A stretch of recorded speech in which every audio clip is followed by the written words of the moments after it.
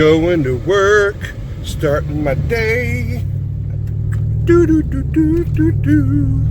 Coming from Atlanta all the way to Indiana with cars by cage sites. I'm major, damn right. On stages, popping collars. I'm making a bigger dollar when the engine. The vehicle for today is from the Corbin family. They got so many kids that they have to drive a cargo van. And a local shop did work for them. Put in a big 22-inch flip down and stuff like that. And a backup camera and stuff. And apparently the local shop's work only lasted a month and then nothing worked. So they got to put in for like a vacation and everything broke before the vacation, so it was pointless. So the local shop apparently is not going to do anything for them. We've got their van today. We are going to put in a new Excel 22-inch flip down, a Pioneer radio, and I've got a surprise for the family, but I just tracked the order. It looks like FedEx may be letting me down right now. Let's see what they brought us. The customer dropped it off last night. Ooh. Oh, there it is. There she is. Now, when you have so many kids, you got to drive one of those, man. And mom and dad really love each other. Okay, so we're making our way to the van. This is the first time I've actually messed with the van, so me getting in this will be the first impressions. Supposedly there's keys in here. Alright. Let's get up in here. A little envelope says Cade, and that's sweet. Early stuff. Right off the bat. Not sure. Oh! This must be their backup camera system. Oh, cool. All right. And I just hit my head on that, which...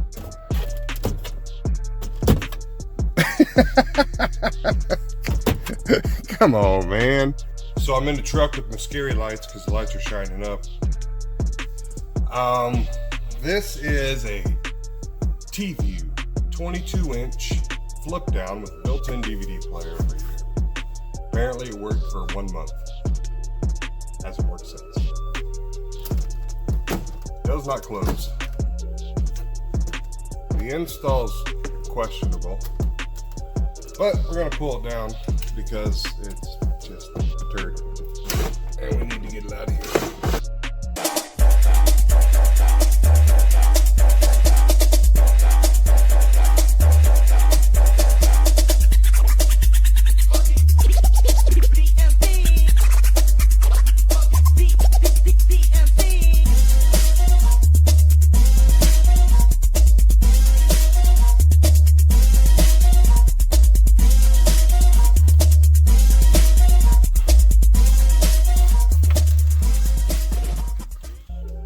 Who thought 22-inch TVs were a good idea in a car?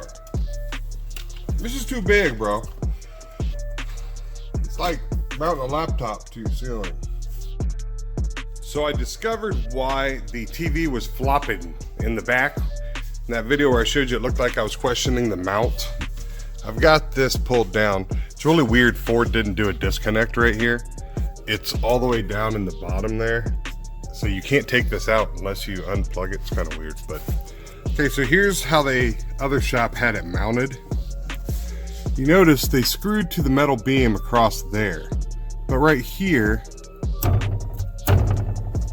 they screwed a block of wood. I'm not sure what the point of the wood is since it's not adhered to the metal, but that's why the ass end of that TV was flopping around. So we've got our composite mounted up there. Those screws are not going into the metal. I have 2 pieces of composite to make up for the height I needed. So those are just tagging each other, holding them together. But now I can actually put the wiring and then put the headliner back up, and then I will tag the TV's mount straight through, and it will bite there and bite there at the metal support. Well, it took some doing, but I think we've got it to where it's a manageable situation now. This will all be covered. That's from the previous install, but I've got my holes, I've got my composite, lines are ran down, then you got this cage here. So the cage, give me a second, these go through those holes, that goes through those holes, and then those go through those holes, and then the cage will be mounted right up there. Well, I got it without any help. It sucked, but it's up there. So we're moving on. Flip down is installed, powered it up, seems to be good to go. Moving on now to the radio. Got to pull the dash, and as soon as I get down here, I don't know what the hell I'm looking at. I think I found out why their backup camera didn't work though. I mean, that's just hanging there. So, good job, other shop. So I spoke too soon because I just come to the passenger side to take out two 10mm, and I guess when you time in a knot, it gives it better signal. I don't know what that is. I guess that might be the backup camera video. I don't know, but I found some more goodies. What is this?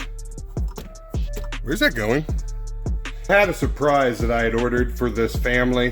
What I ordered them was a Roku system that I am going to wire in through the Pioneer so that they can watch Netflix and everything up here on this big TV. I went ahead and wired in a 12 volt to 5 volt power supply, and I've got it hooked into here. So this is going to be added to the dashboard. Come on. Good Lord. And I color coded them. So the red one is going to actually be for charging. The blue one is going to be for the Android Auto and Apple CarPlay to the vehicle. I also, since I'm going to have the vehicle overnight, decided to go ahead and I flushed their microphone into a plate right there. Now I'm getting ready to do the backup camera. But yeah, this other shop, they had some weird ideas as to the right way to do things. Their backup camera install was pretty much dog shit. And where they tapped in for power and things, it just doesn't make a lot of sense, man.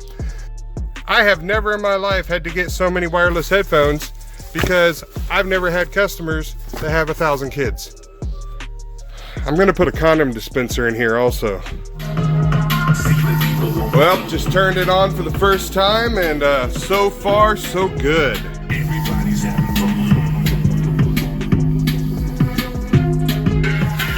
This is what we got.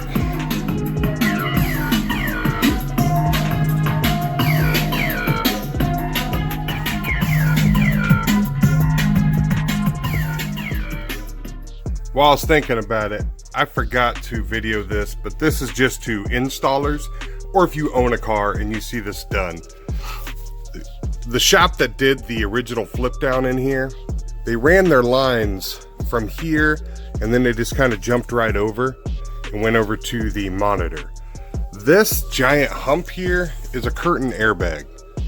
You can't take wires over the top of curtain airbags. Think about what you're doing. If they get in an accident, the airbag is going to try and deploy, and your wires are basically going to act like a rope and not allow that. I would hate as an installer to have this whole family be in this van, and God forbid something happen, they get in an accident and somebody gets hurt because this airbag didn't deploy properly. Because if you're going to do a bad job on taping and connections, you know, that's one thing. But when you start doing stupid stuff like that, like wrapping the wire across, it's just dumb. Running the backup camera, if you think I was gonna get my big ass back and run underneath all that trim with all those seats, you are highly mistaken. I drill a hole and then use a rubber grommet and drop the lines right there. Then I can easily, on my back, run that all the way back to the vehicle. And I'm not crawling through the car, having to fight the trim and get my big ass between the seats and all that. Success! We have a 22-inch flip down. We have a Pioneer 7-inch monitor in the front with Android Auto and Apple CarPlay. Also installed an audio video system right there in the dash, and I put in a dual USB. One is a charging, one is for the Android Auto and Apple CarPlay. Bluetooth microphone flushed in. Everything's looking nice and clean. Also has a backup camera. Go to the backup camera. Doing great. And then my present to them was this. Let's go ahead and switch our sources. Go to AV. I put a Roku system in here. Actually mounted it right there. It's actually hooked into here. So if they want, they can unplug these and just the cables will just lay right down here. They can plug in a Nintendo or some kind of game system if they want. Use that to charge their phones, whatever they need to do. That can unplug, it's Velcroed. So you can actually unplug the Roku system here. You can pull it off.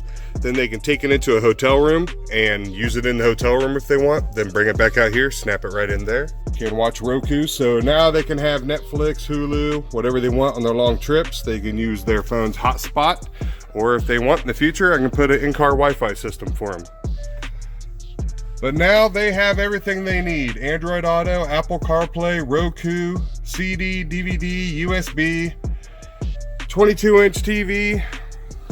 All those kiddies that sit in the back should be very happy.